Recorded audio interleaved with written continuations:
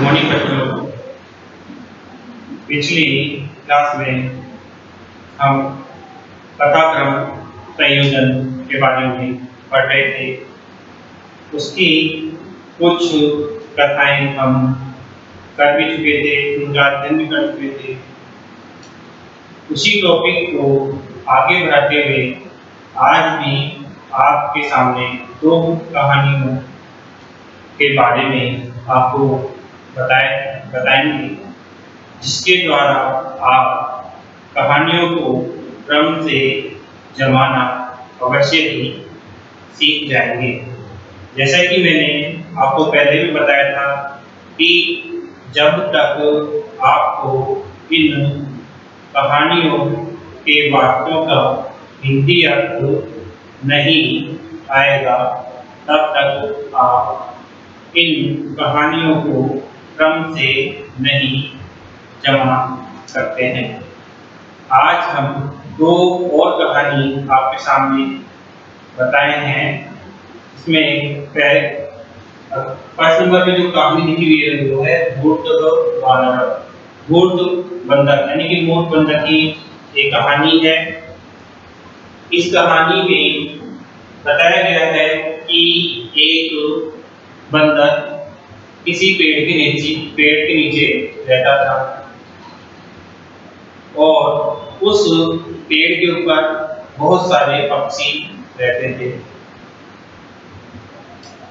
एक बार बहुत तेज बारिश या तूफान आया, सर्दी का मौसम था, तो सभी पक्षी जो थे वो तो अपने अपने घोंसलों में, अपने अपने घरों में जाकर बैठ गए थे। लेकिन जो वानर, जो बंदर था, वो इधर उधर भटकता रहा, घूमता रहा। थक हार के वापिस वो उस पेड़ के नीचे आके बैठ जाता है। उसको कहीं का कोई सहारा नहीं मिलता है। तो उसको देख कर के पक्षी उससे कहते हैं कि हे बंदर, तुम अपना घर क्यों नहीं बना लेते, क्यों बरसात में, तूफान में भी मतलब देखते रहते हो। यह बात सुनकर बंदर को ऐसा लगा कि पक्षी उसको मजाक उड़ा रहे हैं, उसका मजाक कर रहे हैं, तो उसको गुस्सा आ जाता है और वह बंदर उन पक्षियों के घोंसलों को पेड़ पे चढ़ के नीचे गिरा देता है और घोंसले के नीचे गिरने से सभी घोंसले में जो बच्चे थे, अंडे थे, वो सब नीचे गिर जाते हैं, टूट जाते हैं और मर जाते हैं। ये कहानी है एक मूर्ख बंदर की। शुरू करते हैं। अतः स वानरः मृगानि वृक्षादपाद्य। उसके बाद वह बंदर पक्षियों के घोंसलों को वृक्षाद, पेड़ से नीचे गिरा देता है। अतः उसके बाद वह बंदर पक्षियों के निडानी घोंसले वृक्ष के नीचे गिरा देता है। दूसरा है खगः शीतेन कंपमानः वानरम् अवदत्। पक्षी ठंड से कांपते हुए बंदर को कहते हैं, वो वानर, हे बंदर, त्वं कष्टम् अनुभवसि, तुम कष्ट का अनुभव कर रहे हो। ततः कथं गृहस्य निर्माणं न करोति, तो क्यों नहीं घर का निर्माण करते हो।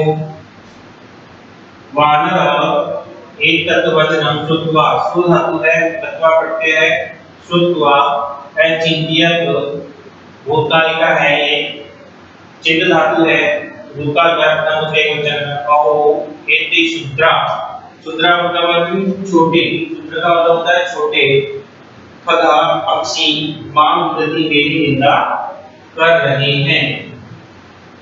खगा नाम नीडः सह तेषां अंडानि अपि नष्टानि। पक्षियों के घोंसलों के साथ उनके अंडे भी नष्ट हो जाते हैं।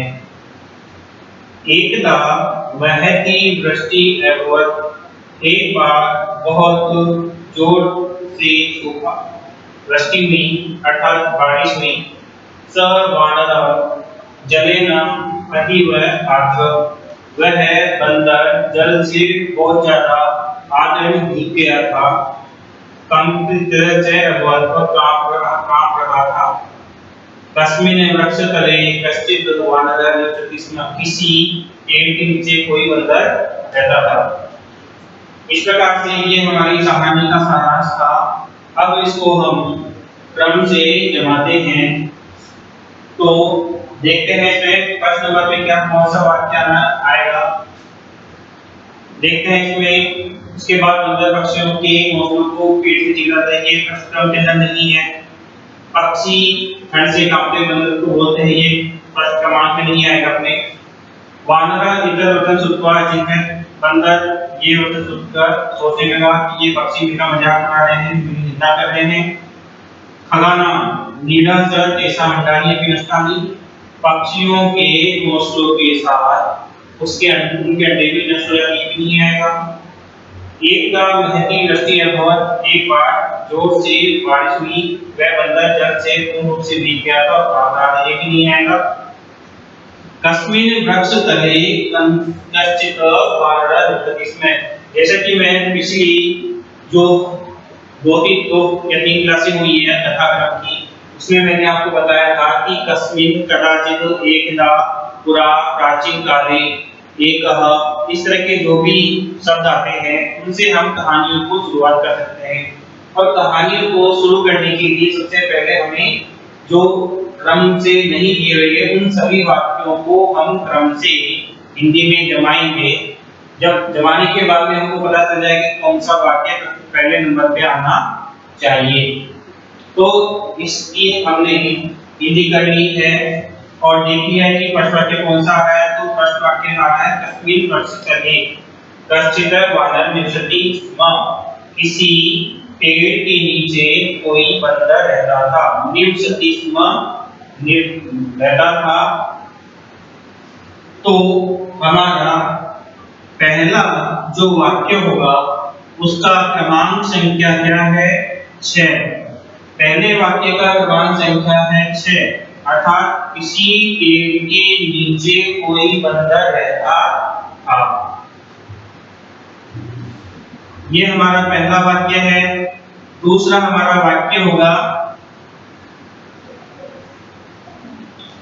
देखते हैं ये इस वाक्य को छोड़ देते हैं तो अपने पास केवल 5 वाक्य बचते हैं। इसमें से हम देखते हैं कि कौन सा वाक्य इसमें आना चाहिए। एकदा महती वृष्टि अभवत्। एक बार जोरदार बारिश हुई। वह बंदर जल से पूर्ण रूप से भीग गया था और कांप रहा था। खगा कीड़ा स दिशा मंडलानि वानर इतर सुत्वा अचिंत्य अहो इति सुद्रा कथा मां विन्दति। ये नहीं है, ये भी नहीं है, ये दो तो नहीं है। खगा सीते कमान वानर प्रवदन वो वानर त्वं कष्टम अनुभवसि ततः कथक ऐसे निर्माणम न करोति। तो हम देखते हैं कि 5वें नंबर का जो हमारा वाक्य बन रहा है, एकदा महती वृष्टि अभवत्। एक बार बहुत जोरदार बारिश हुई। वह बंदर जल से पूर्ण रूप से भीगा हुआ था और कांप रहा था। तो दूसरे नंबर का जो वाक्य है इसका क्रमांक रहेगा हमारा 5 नंबर। 5 नंबर इसका क्रमांक रहेगा। अर्थ क्या होगा? एक बार बहुत तेज बरसात होती है। वह बंदर जल पानी से पूरी तरह से भीग जाता है और कांपने लगता है। ये हमारा दूसरा वाक्य हुआ। इसके बाद जो हमारा तीसरा जो वाक्य होगा उसका क्रमांक हम देखते हैं। इसमें 5 और 6 नंबर को छोड़ के बाकी 4 वाक्य हमारे पास अभी हैं। इन 4 वाक्यों में से कोई एक दो वाक्य तीसरे नंबर पे आएगा। खगाः सीतेन कंपवानं वानरं प्रवदन् भो वानर त्वं कष्टम् अनुभवसि ततः कथं गृहस्य निर्माणं न करोति।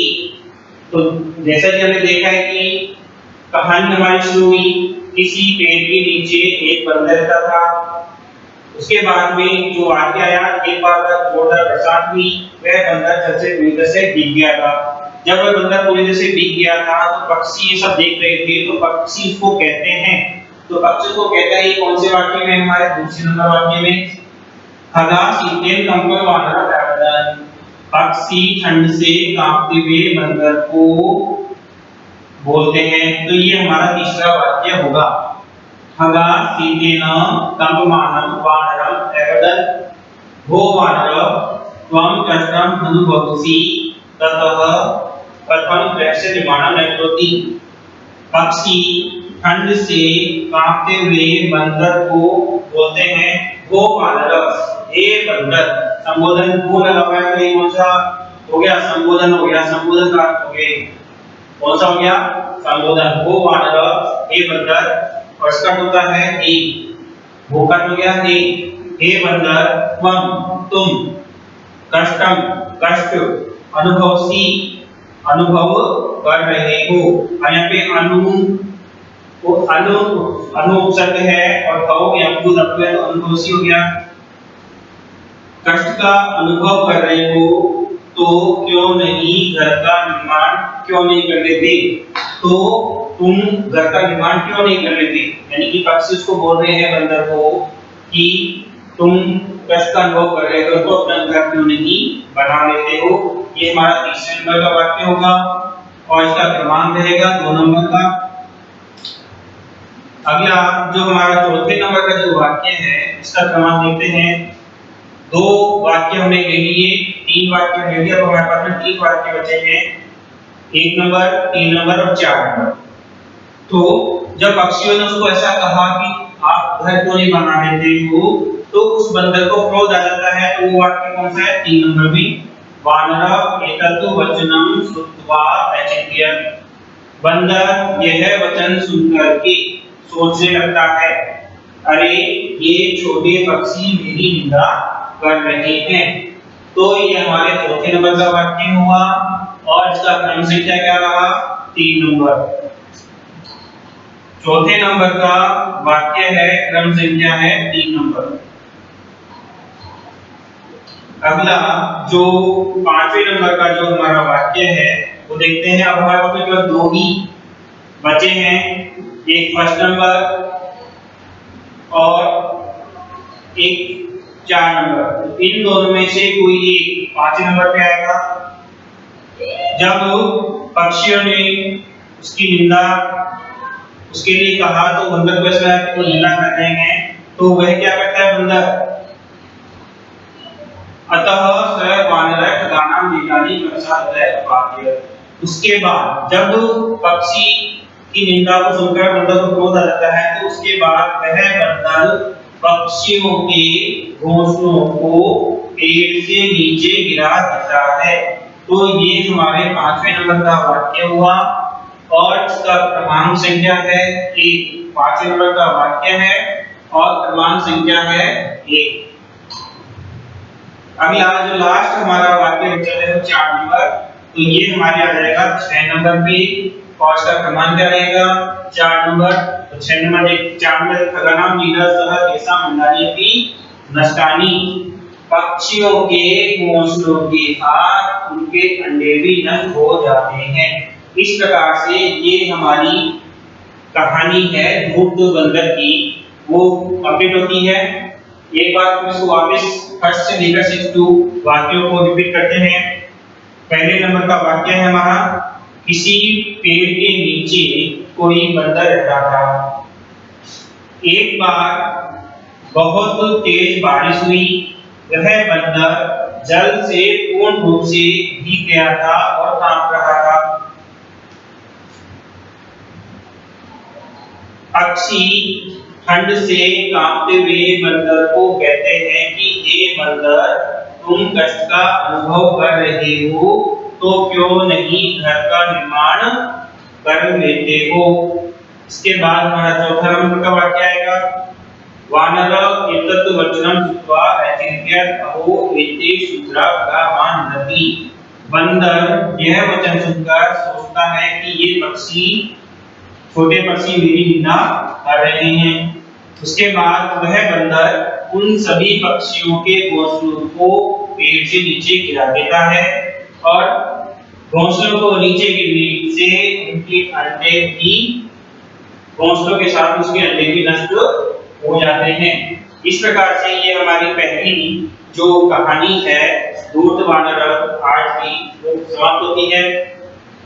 आप इसको पढ़ें, ध्यान से देखें और इसको हल करें। अगली जो 10वें नंबर की जो हमारी कहानी है वो है धर्मपरायण राज्य शिवी, यानी कि धर्मपरायण राजा शिवी।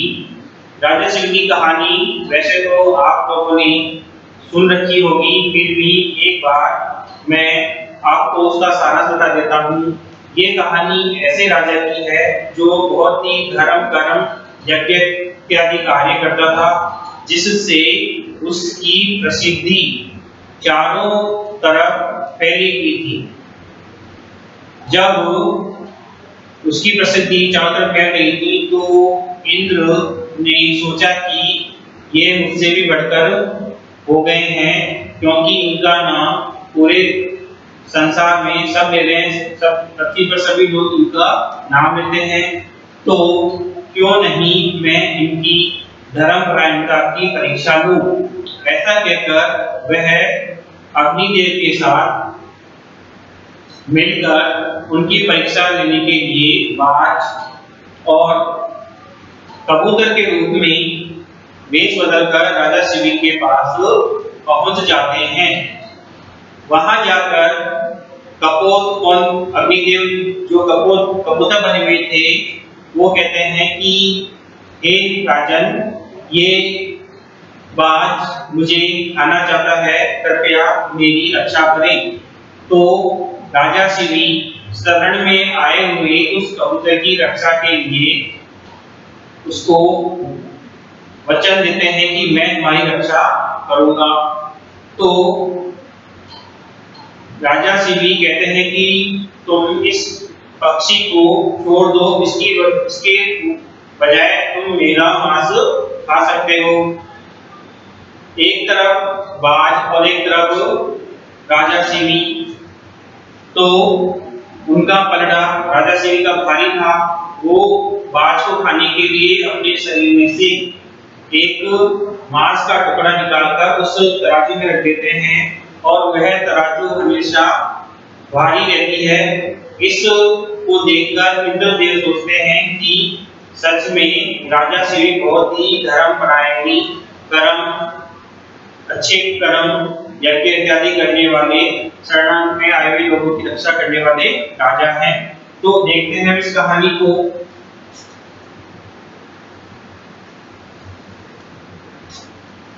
धर्मपरायण राज्य शिवी, धर्मपरायण राजा शिवी। एकदा सः नृपस्य धर्मं परीक्षितुम् अचिन्त्य। एक बार वह राजा के धर्म की परीक्षा लेने के लिए सोचते हैं। इंद्र शेनः अग्नि च कपोतः भूत्वा भक्ष्य भक्षक रूपेण उभौ तत्र आगतान्। इंद्र, बाज और अग्निदेव कबूतर का रूप धारण करके भोजन और भोजन खाने वाले के रूप में दोनों वहां आते हैं। ततः नृपः स्वशरीरात् मांसं उत्कृत्य सेनाय अयच्छत्। उसके बाद राजा अपने शरीर से मांस निकालकर बाज को देने के लिए तैयार हो जाते हैं। प्राचीन काले शिवी नाम धर्मपरायण शरणागत रक्षक नृप अभवत्।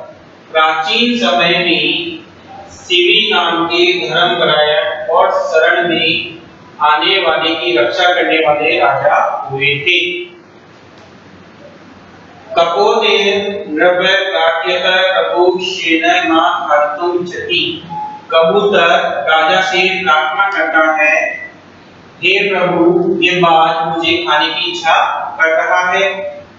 शेन अवदत्, बाज कहता है, यदि अहं न खादिष्यामि तर्हि निश्चयमेव मरिष्यामि। यदि मैं इसको नहीं खाऊंगा तो निश्चय ही मेरी मृत्यु हो जाएगी।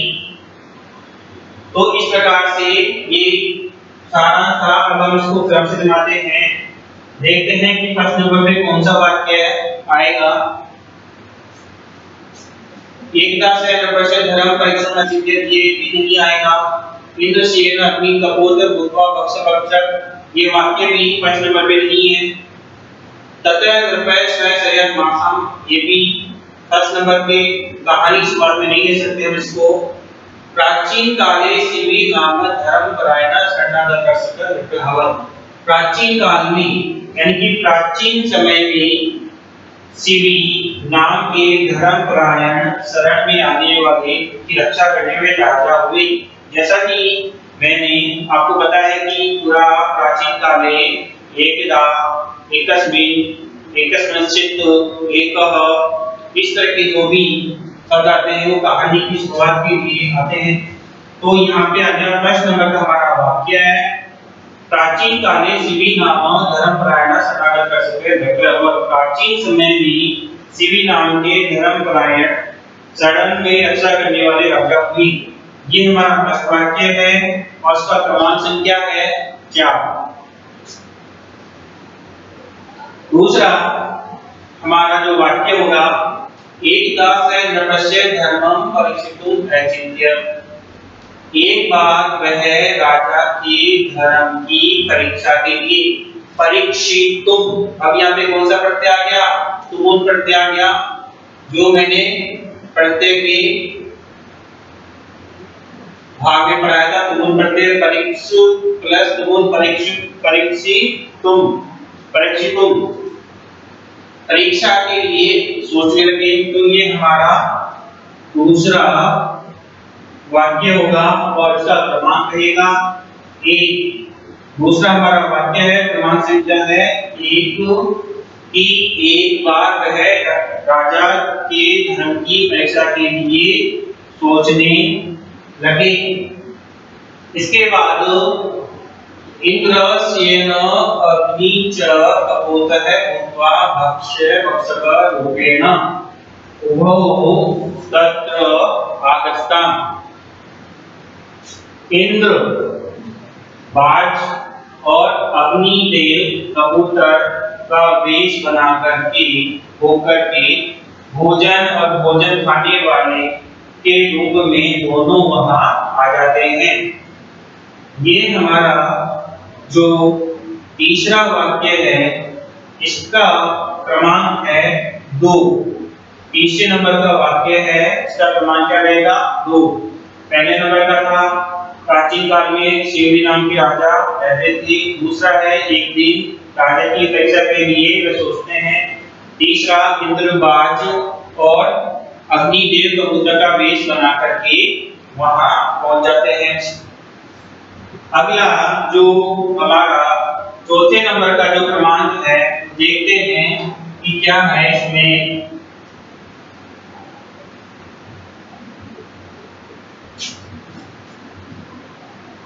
कपोतः नृपं प्रार्थयते प्रकोष्ठेन मा खादितुम् इच्छति। कबूतर राजा से प्रार्थना करता है कि यह बाज मुझे खाने की इच्छा करता है। तो ये हमारा चौथे नंबर का वाक्य होगा कि कबूतर राजा से प्रार्थना करता है कि हे महाराज ये बाज मुझे खाने की इच्छा कर रहा है। तो इसका क्रमांक क्या रहेगा? 5 नंबर का इसका क्रमांक रहेगा। चौथे वाक्य का क्रमांक क्या है? 5 नंबर। इसके बाद जो अगला जो हमारा वाक्य होगा इसका क्रमांक होगा चेन एवदत यदि अहम इमं न खादिष्यामि तर्हि निश्चयेन वदिष्यामि। बाज ने कहा यदि मैं इसको नहीं खाऊंगा तो निश्चय ही मैं मर जाऊंगा। ऐसा किसने कहा? शेन। शेन कौन बना था? इंद्रदेव शेन बने हुए थे बाज, तो उन्होंने ऐसा कहा। तो 5वें नंबर का जो ये वाक्य है और इसका क्रमांक संख्या क्या है? 6। 5वें नंबर का ये वाक्य है और इसका क्रमांक संख्या है 6। अगला जो अंतिम हमारा जो वाक्य बनेगा वो बचा है 3 नंबर का, ततः नृपः स्वसर्यात्मासं उपविश्य सेनाय अयच्छत्। उसके बाद राजा ने अपने शरीर में से मांस को निकाल करके बाज के लिए दे देते हैं। तो ये हमारे 6 नंबर का वाक्य है और इसका क्रमांक रहेगा 3 नंबर। इस प्रकार से ये हमारी जो अगली जो कहानी है धर्मपरायण राक्षसी यह समाप्त होती है। एक बार हम इसको वापिस देख लेते हैं फर्स्ट टू 6।